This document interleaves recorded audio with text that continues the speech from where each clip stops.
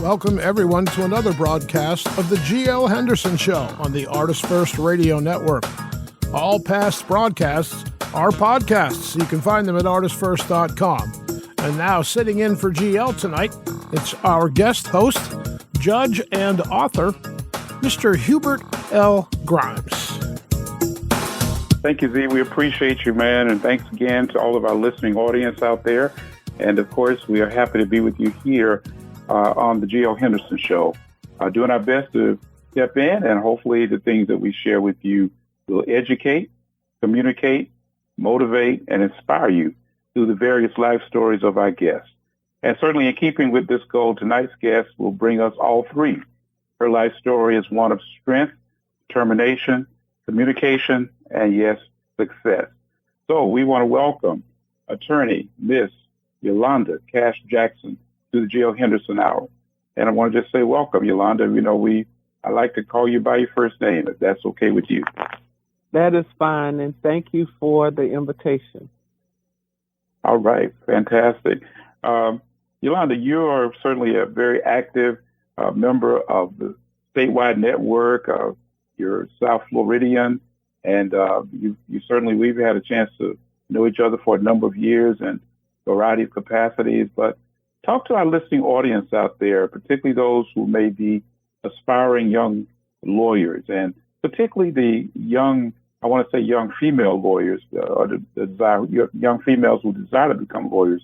Talk about your upbringing and let them and inspire them for just a few moments. Well, I am a Miami native with grandparents who were immigrants from the Bahamas. I attended all public schools, including University of Florida, twice. Took a little bit of a non-traditional path and worked in retail for about 7 years. And about the fifth year, I was passed over for a promotion and took 2 years to kind of get back on track to go to law school. So I graduated law school almost 10 years after graduating undergrad, and it was the best decision that I could have made.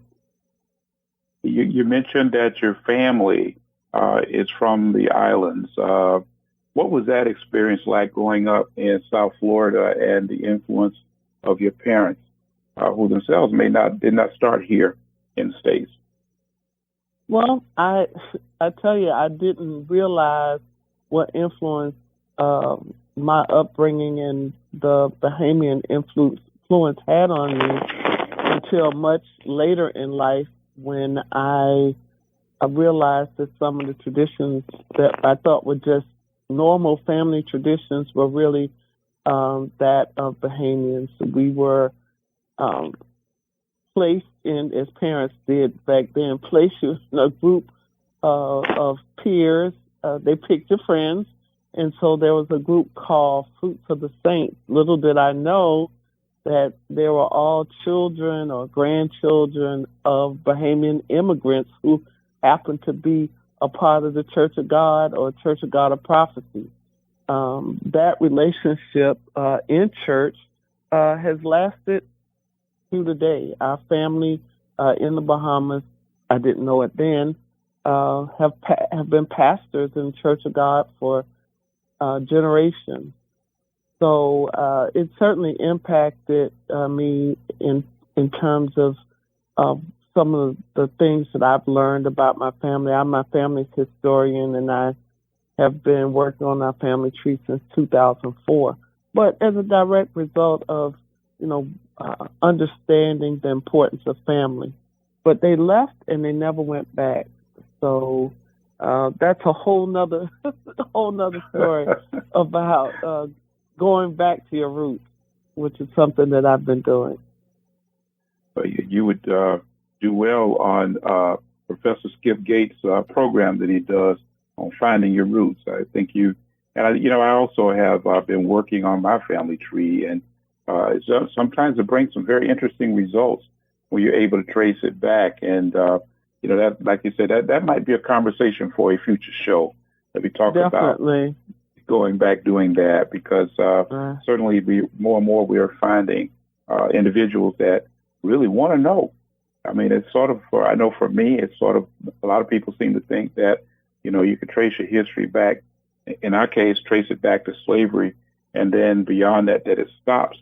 A lot of people seem to think that that's where, we started at, but it's far beyond that. And I'm looking forward to spending some quality time being able to further explore. And at least I've done the preliminaries with Ancestry.com and was able to find out some general areas from which my family came from, but I got to take some time to spend some more and get into the more specifics of that west coast of Africa, from which they've given me preliminary information about. And in your case, like I say, you're there in the Bahamas, and Florida is actually a great place for a lot of Bahamians. I mean, I think about the Bahamians that I was in school with in undergraduate, and Florida, of course, has received a lot of influence from the island cultures, I would say, whether it be the Bahamas or Jamaica or even the Virgin Islands and all the host of Caribbean islands there.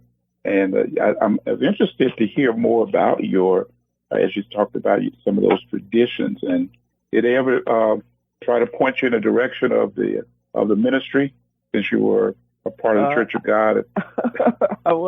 I am a preacher's kid, but no, I did not get the ministerial bug, although I am certainly a well-disciplined Christian, I would say. I'm a good Baptist now. Okay. Yes. But some of those traditions included the discipline necessary to, go through law school and then consequently to practice law. Well, let's talk about that. You said you were a double gator there at the University of Florida. And what was that college? And later, I know you said there was a window of 10 years between college, undergrad, and law school. But what was that experience like?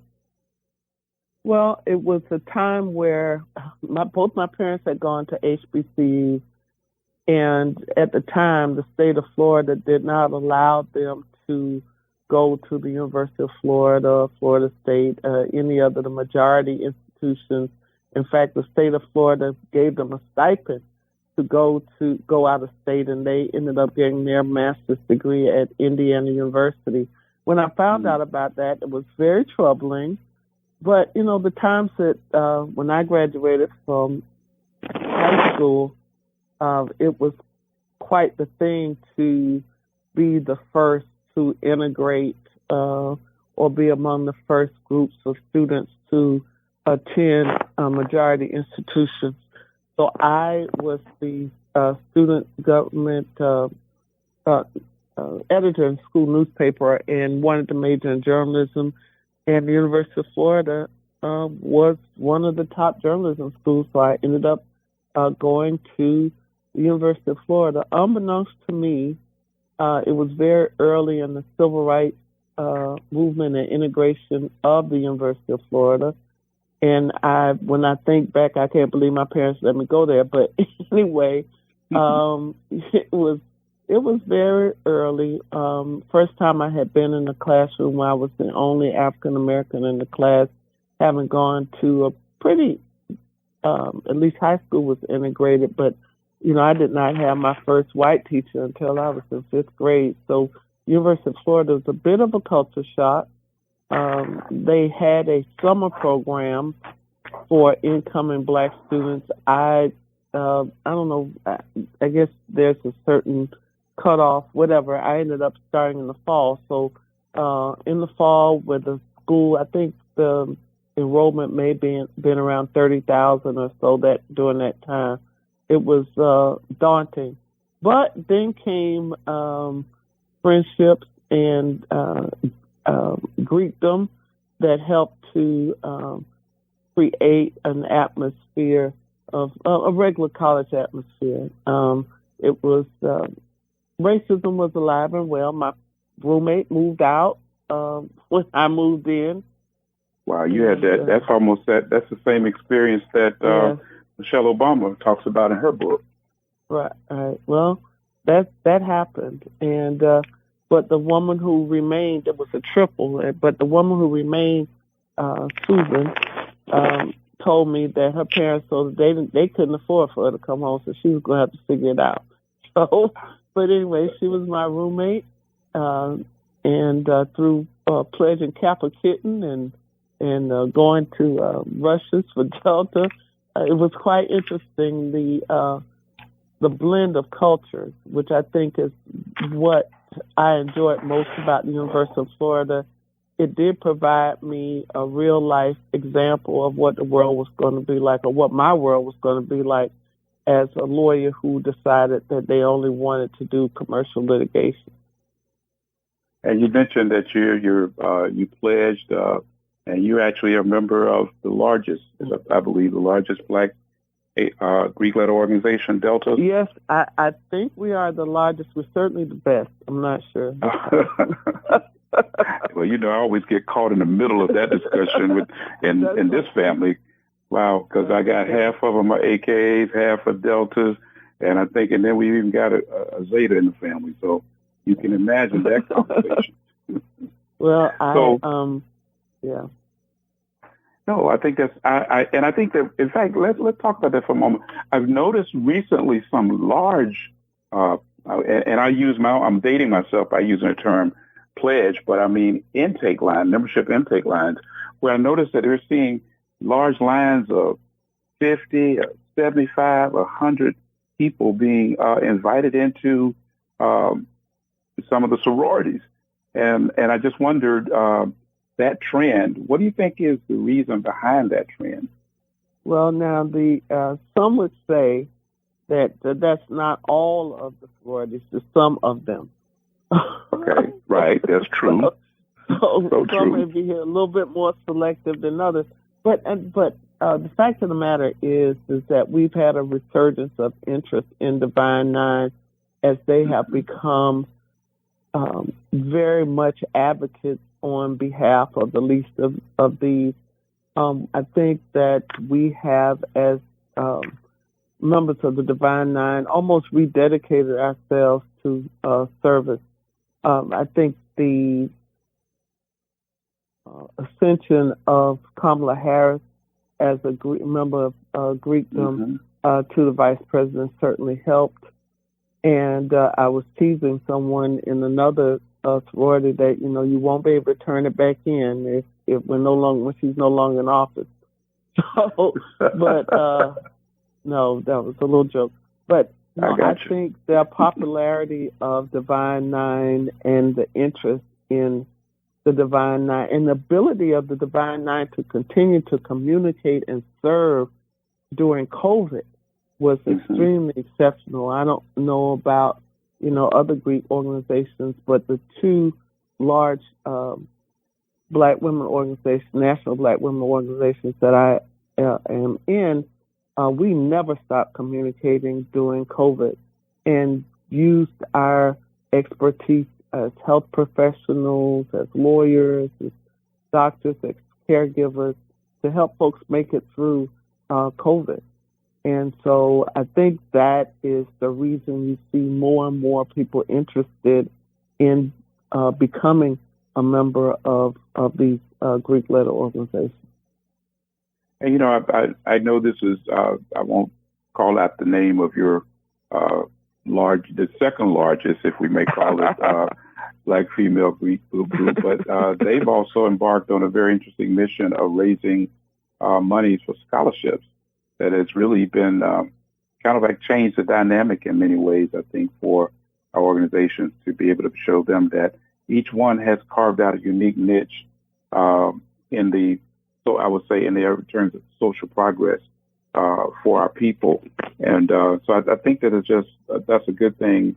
And it's something that, again, it highlights the work that's been going on for well over 100 years for each of them. But at the same time, it seems like there's a resurrection in these fields. And I think I wanted to kind of tie that into the resurgence or the higher profile of historically Black colleges and universities that seem to also, in recent years, have increased their public persona. And you have actually been very instrumental in helping the HBCUs here in the state of Florida in a number of ways. So Talk a little bit about some of the work you've done with HBCUs here and how that's creating a positive profile for our state.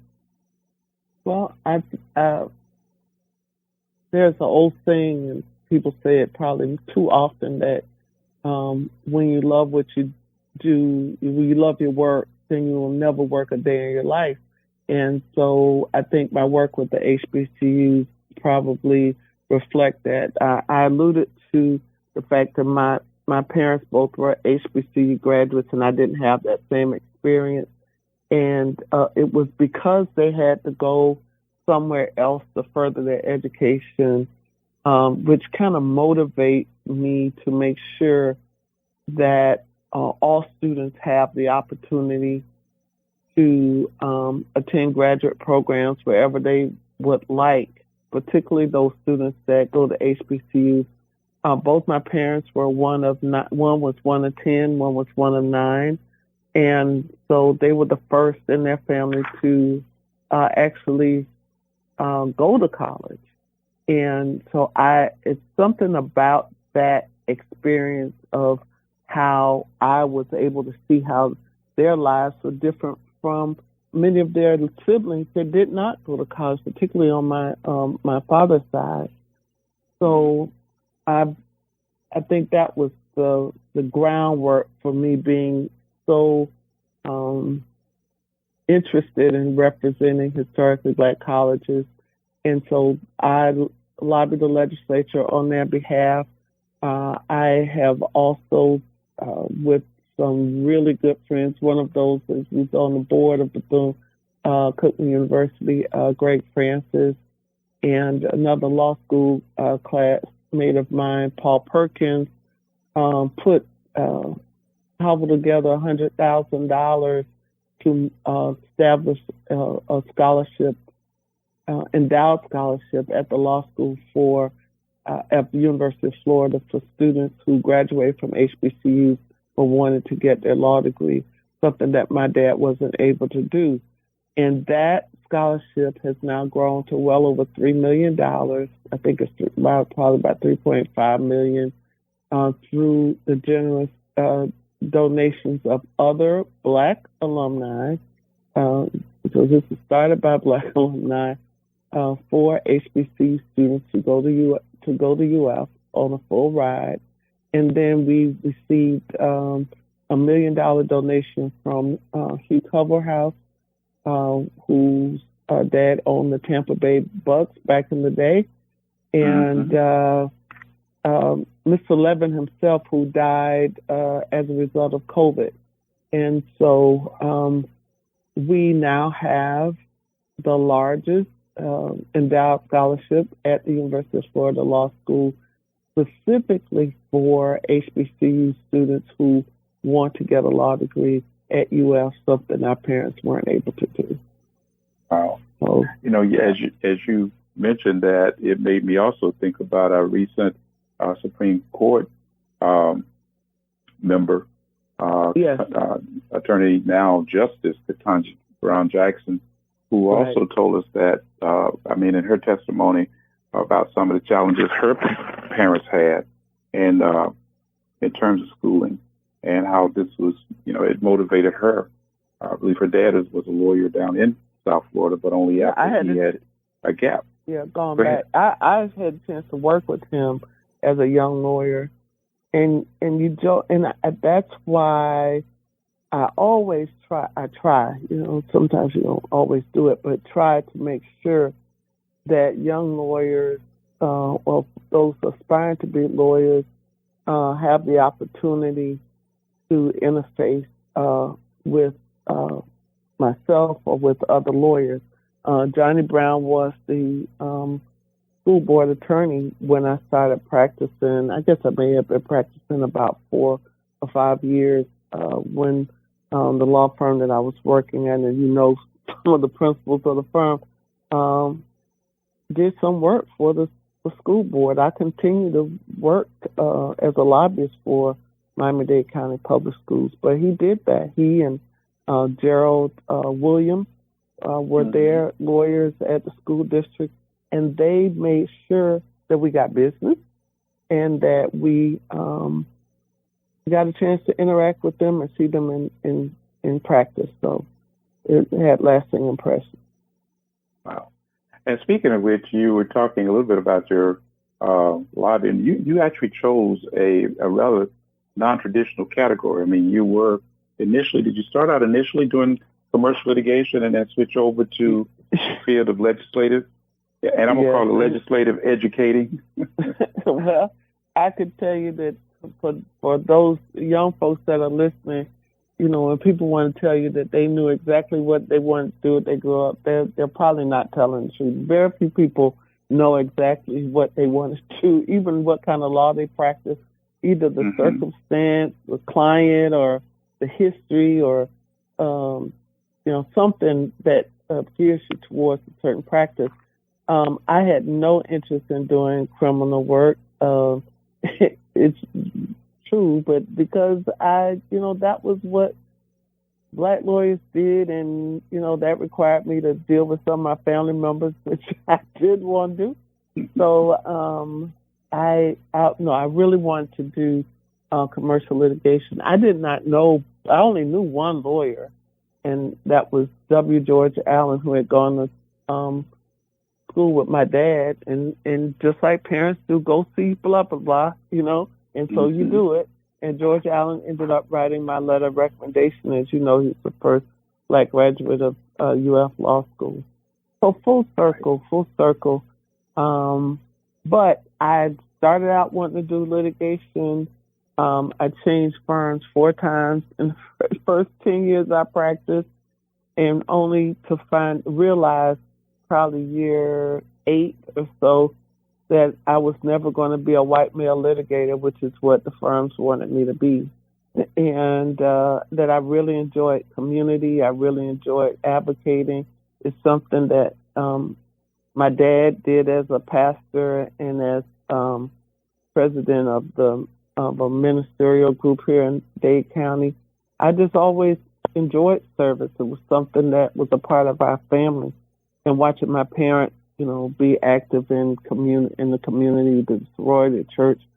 And so I just, it was actually strongly suggested to me by a young partner at the firm, the last firm I was at before I came to Becker. And he said, you really do, you really don't like litigation. Why don't you try what you really love? And I thought, you think you could do that? Yeah. And so we wrote a business plan, and the firm rejected it.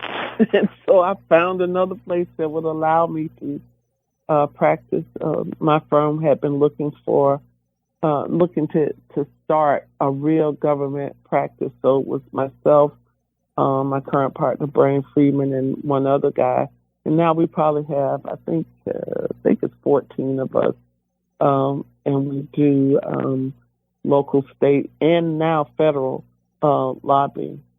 But I knew that there weren't many black women doing it. As a matter of fact, now that I look back on it, I only knew 2 other black women who even attempted to lobby and get paid for it. And that would be Gail Andrews and Pamela Birch Ford, who were way ahead of their time lobbying back in the late 90s, early 2000s. Wow. So if some of our listening audience that are out there, and I know that traditionally when I came through law school, I know that, and I think I got you beat by a few years, that there was the fields of practice were, like you said earlier, you typically saw criminal defense work, or you saw some people were blessed to get into prosecution. A few went into the military, JAG Corps, or like in my case, legal services. But now we see a much wider range of opportunity. What do you see as some of the things that the young people could possibly consider in terms of wanting to become a lawyer, but not only a lawyer, but look at some of the broader interests of what it would, the fields and stuff that they may be accessible to? Well, first of all, we need them to be lawyers. We still are woefully unrepresented in the legal profession. particularly on the commercial side. There are new practices of law being started every day. We started at our firm a P3 practice, public-private partnership. Who would have thought that was even possible 10 years ago? Intellectual property lawyers are probably the most sought after lawyers there are, because every day something is changing, whether it's digital currency or social media, different other kinds of communications that require communications or even products. Zoom. We didn't have Zoom 10 years ago. We didn't know what a Zoom was. And so, circumstances abound to allow you to create a practice. Healthcare, for example, has gotten so complicated. Do you have lawyers that specialize in healthcare? One of the things that I worked on as a lobbyist was the black farmer marijuana license. Well, there are lawyers that do nothing but marijuana. Who would have thought? A reefer lawyer just never would have thought it. So, circumstances, the news, George Floyd. You have many, many people now talking about D&I and social justice lawyers, civil rights lawyers. So the times sometimes create opportunities.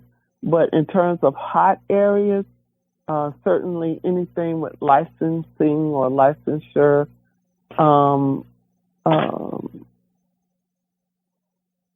certainly I think corporate law, those people that do transactional law are probably the most sought after, just because we have so many startups and new companies going into new different things, and that we need transactional folks. And so I think that's if I was that smart in law school, I probably would have considered doing something transactional. You don't have a lot of black lawyers doing transactional work. And certainly, as here in Florida, we noticed that we have a lot of emphasis now being placed upon the Space Coast, upon the International Space Station, and we see recently both the two, I guess they're two competitors. Richard Branson is putting spaceship and they're talking about tourism. And of course, we know that Elon Musk is doing the same thing with his group out in Texas. So, of course, as you just stated, lawyers are going to be needed in order to help address many of these same issues that come about. Yeah. And there'll be others. I tell you, another hot area is land use. And that's coming about because, we had this big discussion about climate change and the hurricane and rising tide, warm waters and all of that. And these dwellings that were built maybe under different building codes or certainly under different circumstances, and they're going to have to be rezoned. There's going to be more scrutiny placed on height restrictions and all of that. So land use and zoning is going to be extremely important, because one thing we don't have a lot of and we can't reproduce is land. So that's certainly an area. Yeah. And you all in South Florida, and of course I also am in Florida, but I'm up on, for those listeners out there, I'm in the north central part of the state.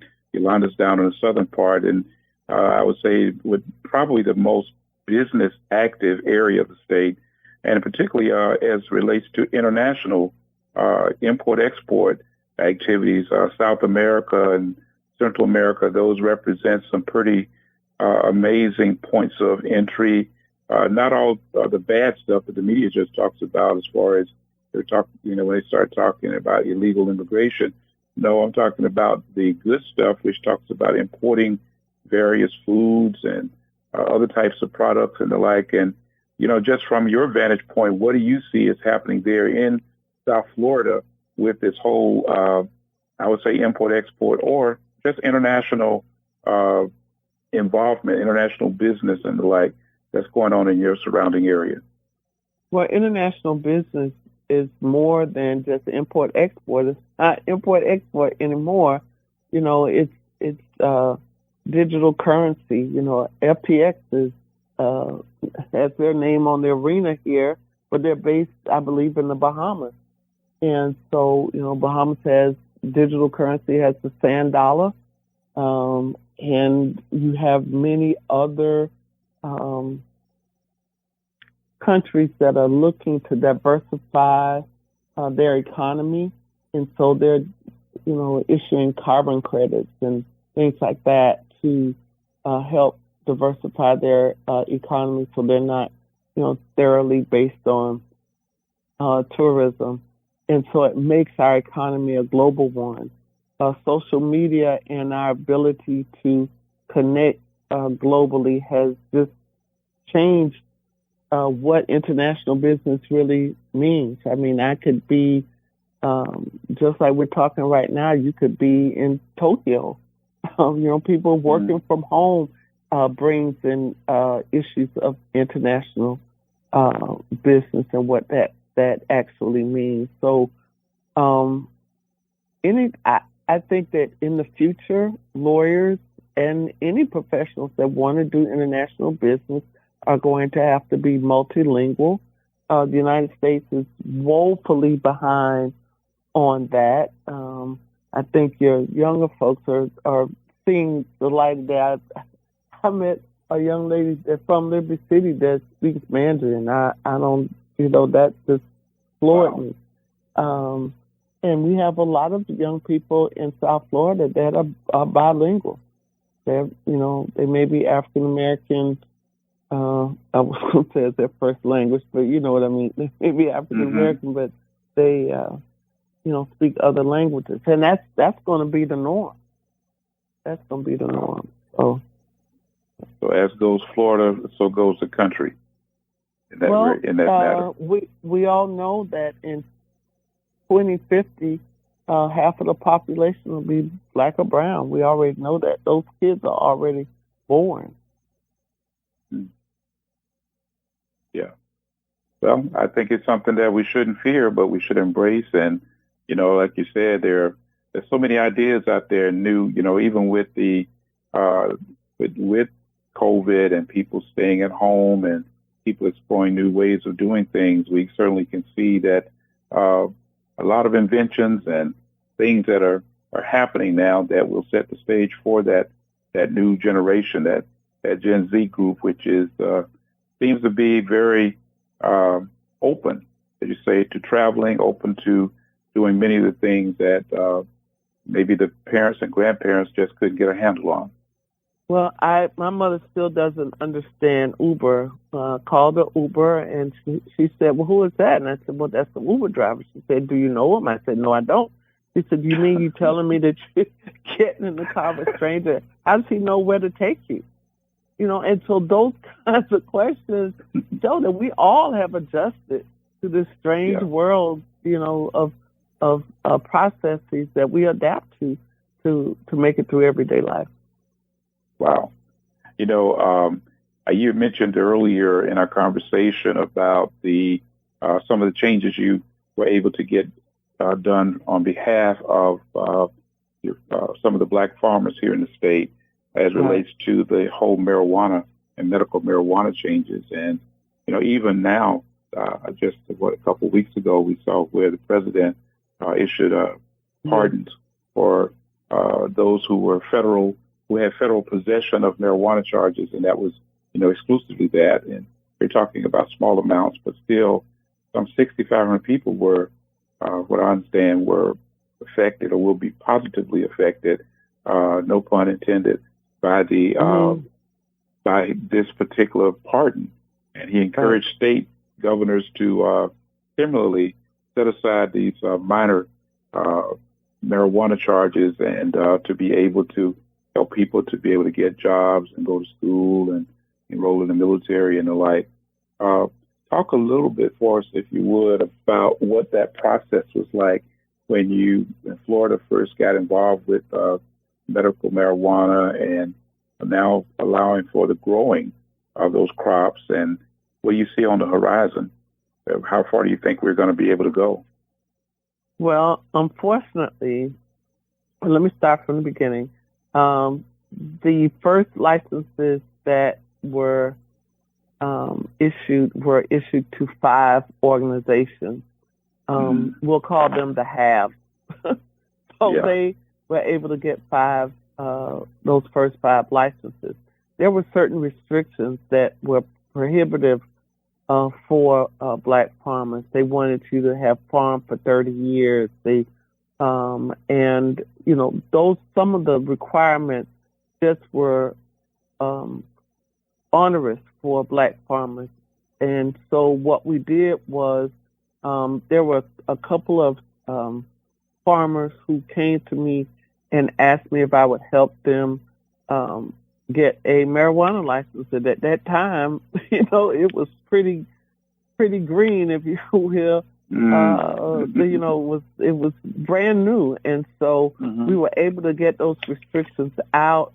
We were able to designate, instead of calling the black farmer, a Pickford litigant, and Pickford was a case actually that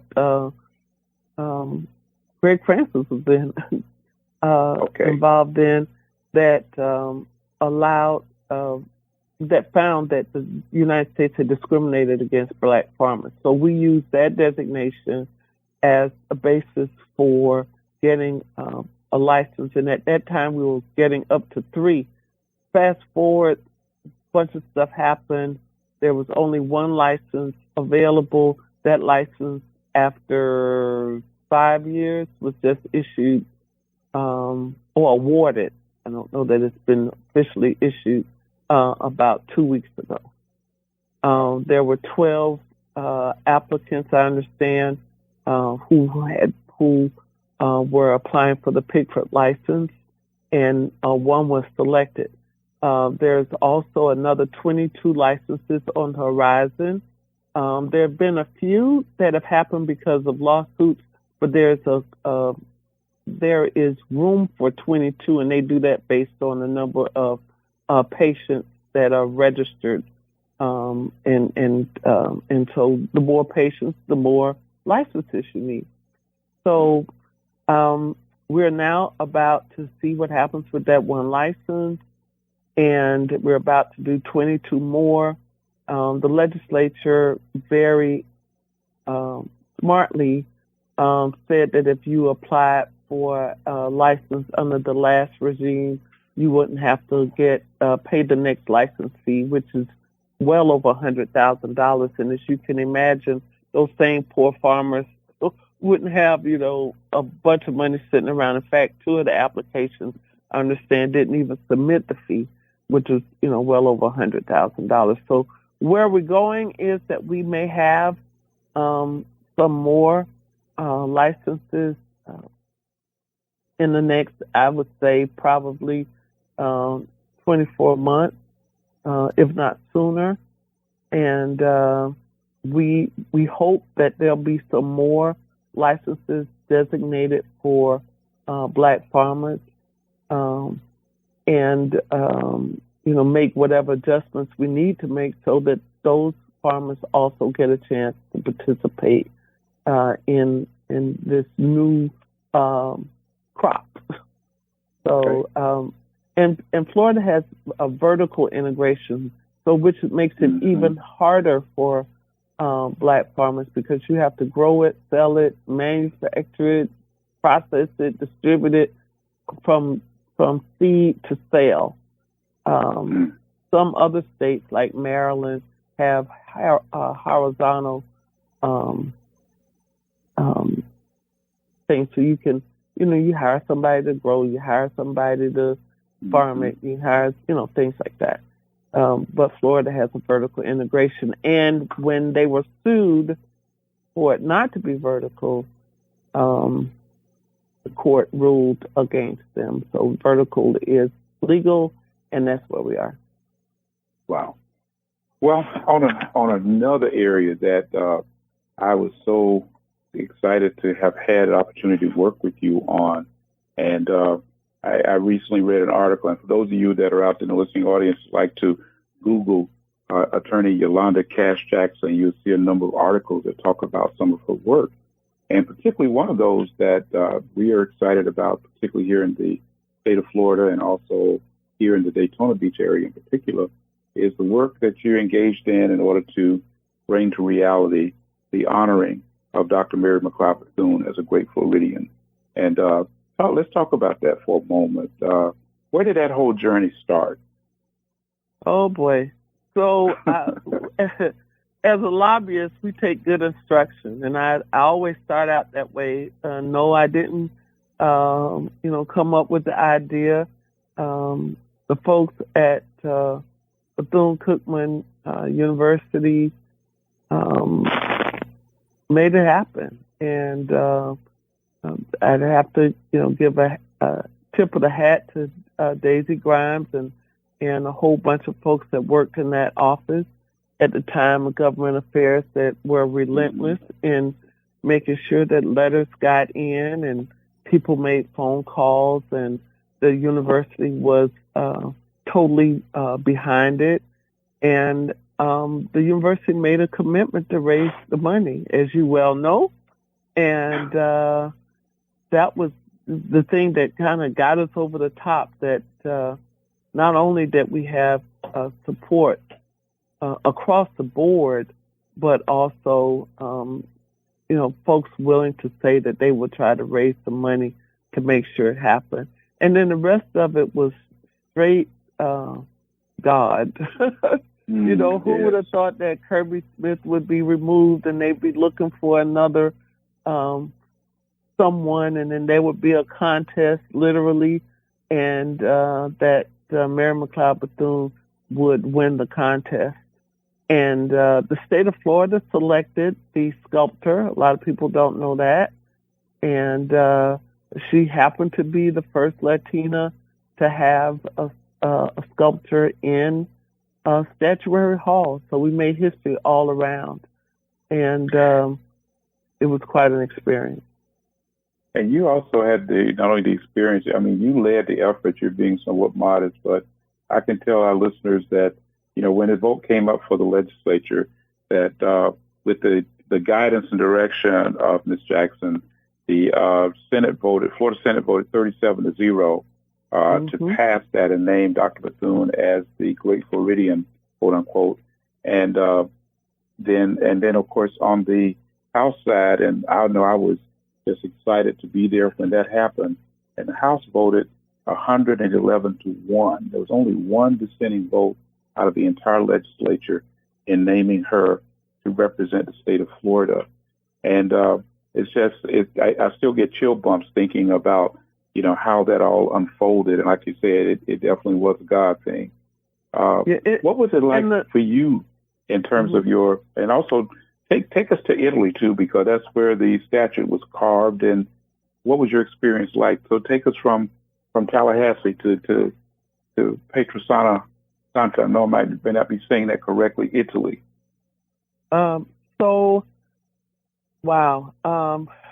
That day, as you know, Judge, you were there to have the students to sing, and the riveting atmosphere of that chamber to have the legislators to really understand the history of Miss Bethune, to see that I had watched that board over and over and over, but never had such intensity as that particular moment. And I have it recorded, if you'd like to have it, and to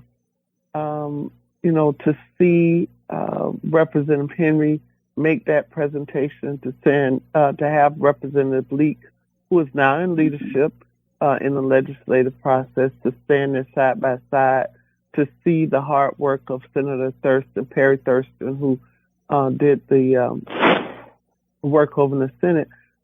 It's just, what else could a girl ask for?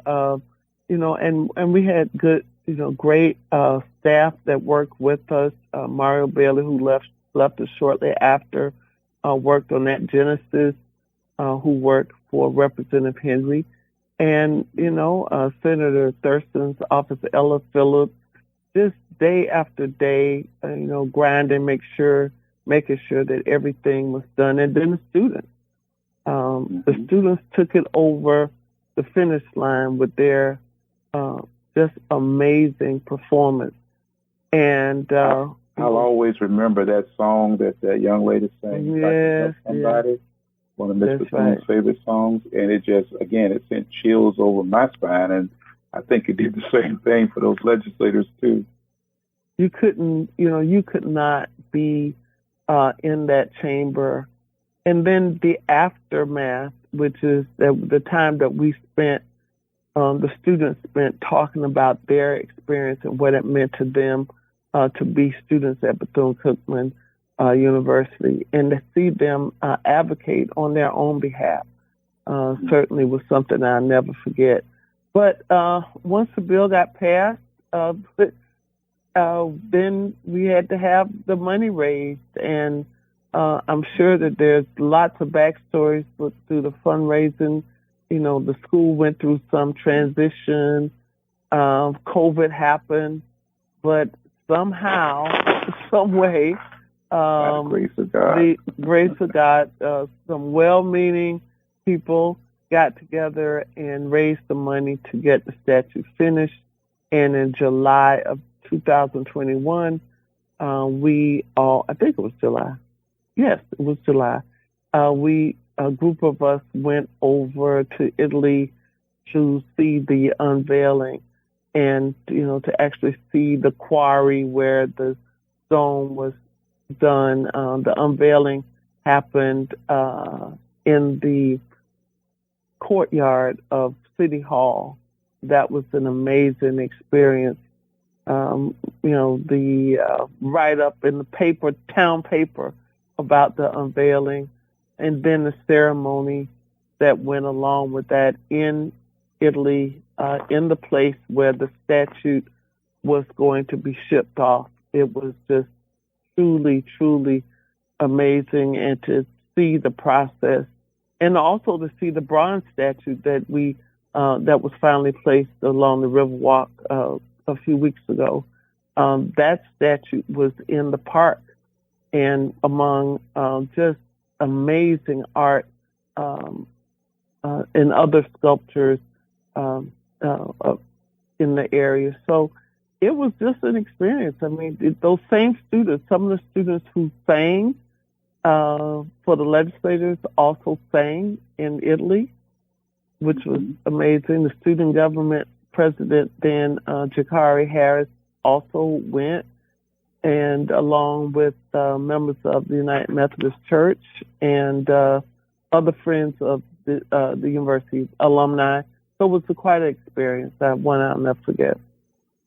Wow. Now, you also have recently returned from Israel. I actually saw some beautiful photos that you posted of your personal trip to Israel. Having also gone to Israel myself as part of a college tour back in 2018, when I saw your words, I was so just elated. And I know the impact that the trip had for me. And particularly it was there, we went with the choir under the direction of the director of Concert Chorale. And I know that it was beautiful, and that trip the experience for me was awesome. So what was it like for you, as we might share with some of our listeners, trip to Israel? So I went with APAC, as you know, they're an educational arm of the Jewish Federation. So it caught me by surprise that I was going, but it was both of our, more than education, I think it was spiritual. All of those things that you read about in the Bible and the places that you read about in the Bible, and when they come to life, it brings on whole new meanings. To be, first of all, it was hot. It was hot. And but to be in the city of David, to to actually see the Sea of Galilee, to float in the Dead Sea, to get baptized in the Jordan River, all those things, or River Jordan, all those things that you see, and then to combine that with the unrest of the region, and to really see how tiny Israel is, and how powerful and mighty they are, and how committed they are to what they believe. And I think that was the takeaway. We got a chance to interact with some Black Jews directly from Ethiopia, and to hear their perspectives on race and religion. So I'll never forget that trip. It's some fear there because, you hear about bombings and everything. And sure enough, we got back on Saturday. That Monday, there was a bombing right in Jerusalem. And that was really scary. But the resilience of the people of Israel is something that I will never, ever forget. And I aspire to be that way, bringing the kids back for birthright, bringing them to Israel so they can understand their culture was really mind-boggling to me. It was, wow. I was thinking, what if we did that as a people? So. Wow. That takes you all the way back to one of the earlier comments that you made in terms of talking about finding our roots. That's it's something important. that we all need to do.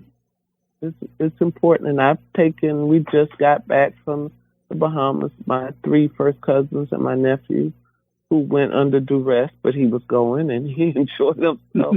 But, so they have to see, it's just something about knowing where you came from that is just something that's irreplaceable, to see people that look like you. Yeah. Absolutely. Mm-hmm. So what other exotic places that you travel to, and maybe what are those that you intend to travel to in the future? So it would have to go back to the National Bar Association. I always plug the National Bar Association for allowing me to experience what it means to be a Black lawyer. So probably some of my favorite travel has been with the National Bar, where we went to Bahia, Brazil, what they call Black Brazil, and we learned about true racism because they have many, many races in Brazil. So that was one that I will never forget. We went to Argentina first, and then to Bahia, and then to Rio. It was just really, really amazing how the practice of law varied in how racism could determine whether or not you even got to be a lawyer. So that was very good. And we also went to Cuba with the National Bar. There was an earlier trip a few days before the Cuba part started. That Haiti, I didn't do that one, but I did spend. I think we were there a little over a week in Cuba on both sides of the coast of Cuba, and that certainly was rewarding. And those lawyers are different. We interviewed some lawyers, and we got a chance to hear about what it was to be a lawyer in Cuba. What was it like to be a doctor in Cuba? Very different. And at that time, the Obama administration was in force, and the embassy was open. So we got a chance to go to the Cuban embassy, U.S. embassy in Cuba. Wow. Those are really, really good trips. Well, certainly anything on the horizon?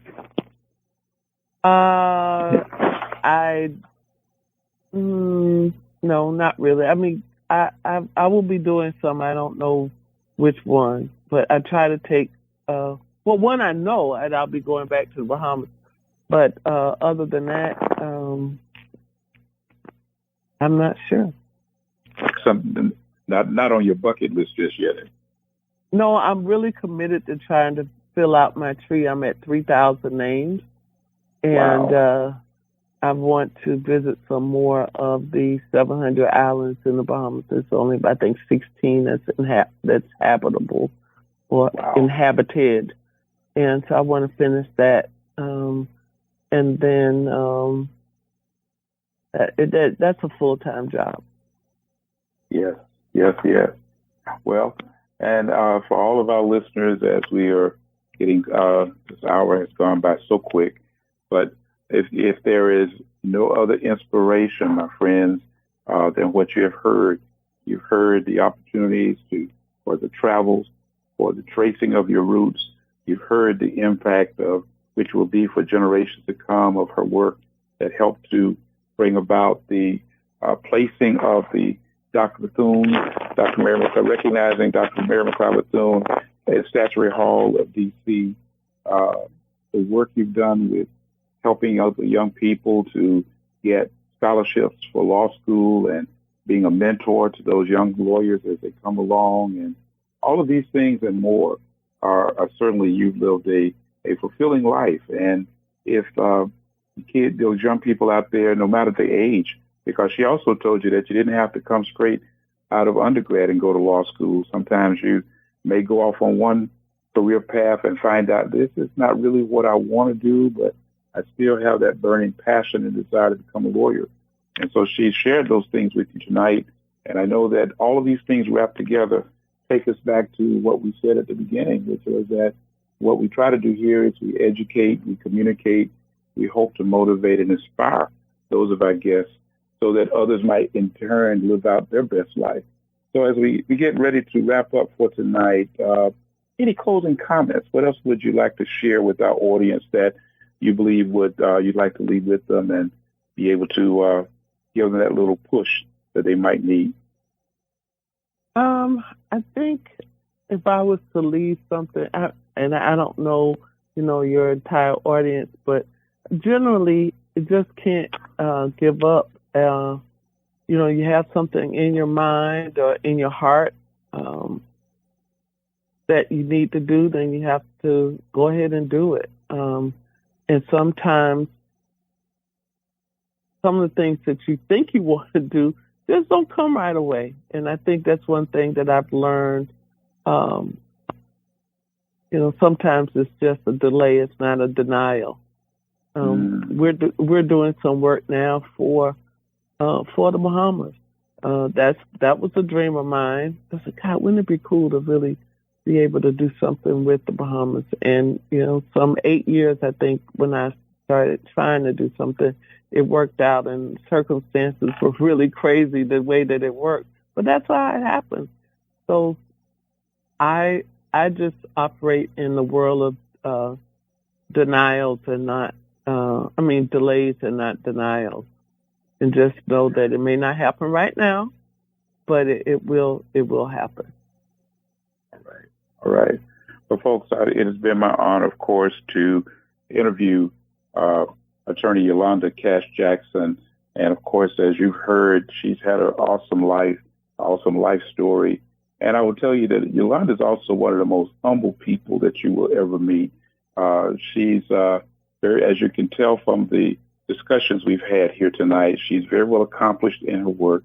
But at the same time, she is one that is certainly humble. She doesn't take herself too seriously, but she is passionate. She is determined. And as you've heard her say, delay does not mean denial.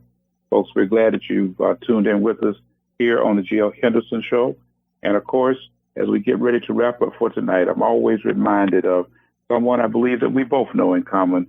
Yolanda, that is none other than the words of Dr. Matt King Carter.